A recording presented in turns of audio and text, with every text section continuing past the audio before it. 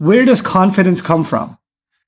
Confidence doesn't just come from, well, you have to be brave and you have to not be nervous and intimidated by other people. No, no, no.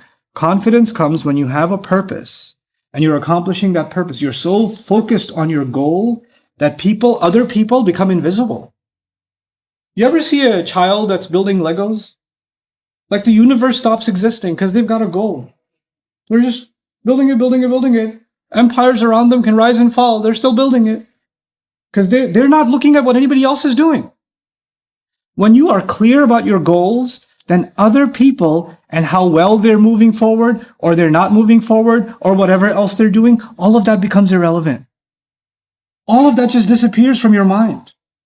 And when that happens, what is confidence? Confidence means you're sure of what you're doing. You find meaning in what you're doing. You don't need to prove yourself to anybody.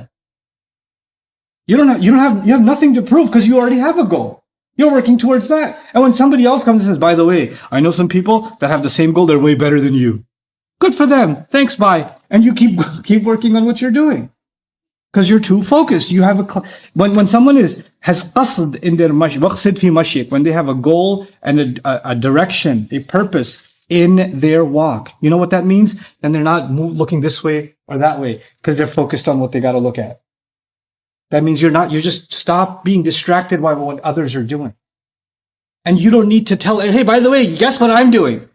You don't need validation by announcing what you're doing because what you do has so much meaning to you. You don't need somebody else to give you a like or throw you a mashallah or tell you, wow, that's amazing. And now finally you feel like you're doing something. You don't need it. That's confidence. That's not being shallow. And this is why the logical connection, just appreciate that logical connection. What does Allah say? وَقْصِدْ فِي مَشْيِكَ وَغْضُضْ مِنْ صَوْتِكَ. Lower your voice. Lower a part of your voice. This is a remarkable phrase. What does it have to do with walking with purpose? When does someone raise their voice? Someone raises their voice because they want attention. Someone raises their voice because they want other people to listen to them and stop what they're doing. But when you're clear about what you're doing, you don't need to overpower anybody else's voice. And when you really have purpose in life, when you really have purpose every day, then anybody who wants to benefit from your purpose, you don't have to scream loud and, out loud to get their attention. They'll come to you. They'll say, wait, I'm too far away from them. I can't hear what they're saying. I'll go closer to them. You don't have to raise your voice to get to them. They'll just come to you. This is a philosophy of even entrepreneurship, of projects. Some of you want to start Islamic projects, want to start something new, right? And there's a principle behind it. Here, we're learning a principle in life and of the things you're going to do in your life. We're living in the advertising world, right? So people are like, how are we going to advertise this new product? How are we going to advertise our new da'wah program? How are we going to advertise this new Islamic book that, we wrote? How are we going to get the word out there? We have to scream loud and clear from every corner before we can, and you know what? The new world of advertising is about endorsements, right? Get an athlete to endorse this shoe, right? Or get some celebrity to say, this is the book you want to read, right? So this is all about other people who have accomplished something are now validating what you're hoping people will like because they like them. In other words, the service, the product, the venture, whatever it is, it cannot stand on its own feet. It needs the attention of someone else making it valid. On its own, it's not strong enough. Not enough people are benefiting from it. You know why? Because your concern is still people and how loud you are, and that you're still looking around. You're still not focused on your goal. When you're focused on your goal, whether one person benefits from it or 1 million people benefit from it, it doesn't faze you because that wasn't your purpose. Your purpose was to accomplish something meaningful. And that is where sincerity also comes from. That's where not being a fake person comes from. Because the people that are fake that we talked about last time are so concerned about what? Everyone else.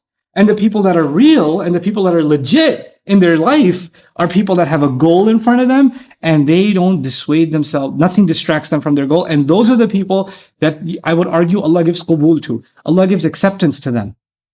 Because they show Allah sincerity in whatever they do, then people's hearts gravitate towards them anyway. They didn't have to cry and get attention from everyone. Their work, their contribution, their effort spoke for itself.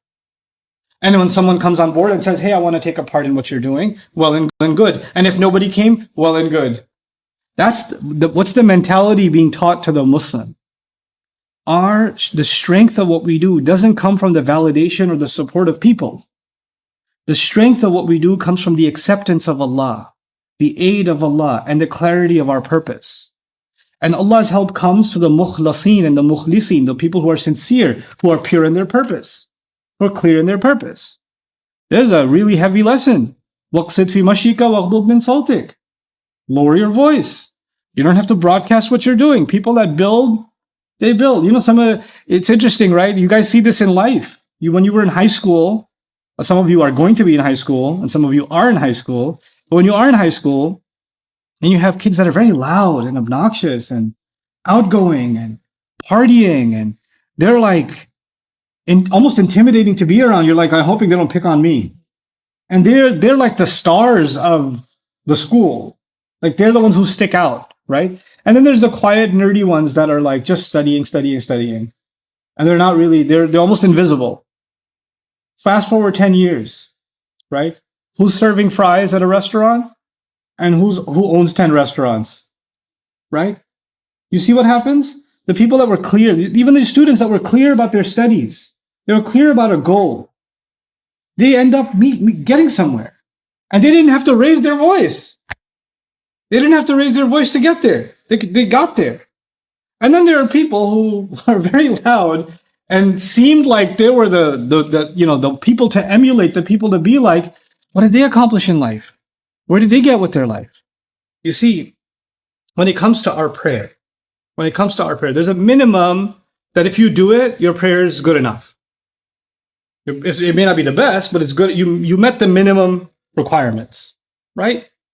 When it comes to fasting, there's a minimum requirement. If you met that requirement, your fasting is still good, right? Okay, so let's just say somebody fasted while they were fasting, they read Quran the whole day.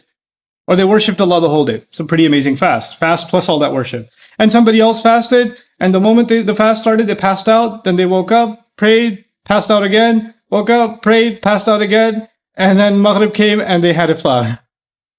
They had a coma fast, right? But did they meet the minimum requirements?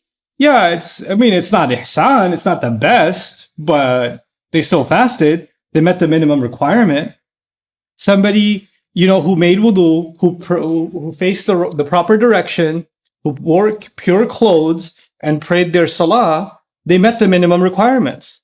Even if they were distracted in their prayer, even if it wasn't that great of a prayer, even if they maybe sometimes rushed a little bit or chose to recite the shortest surahs they know just to get it over with, even if they did that, they at least still met, and I'm not recommending any of it, but technically, did they meet the minimum requirements? Yeah, you can't say they did something haram.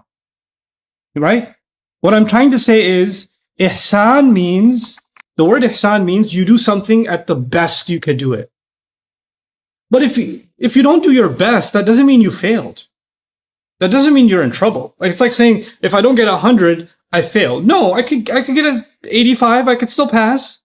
A 70 still, 65 is passing in most schools now, right? So 60, okay, at least it's a D, but it's not an F.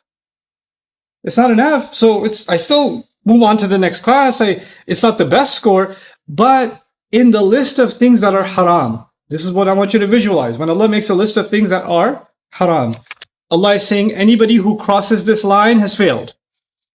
Anybody who crosses this line is in trouble.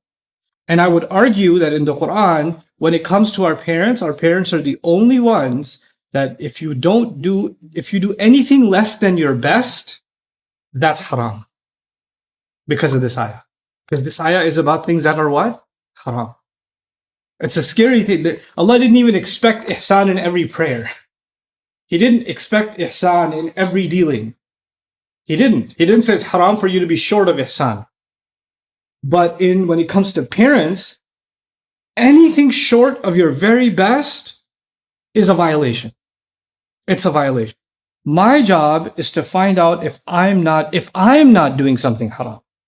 It's about me before it's about anything else. When you start reading the Quran so you can find things to point at somebody else, that's when your relationship with the Quran stops. That's when it stops. Because now you're using this book to point fingers at who does what wrong. And I no longer look at myself. I no longer see this as a book that's talking about me. I see this as a book that's talking about everybody.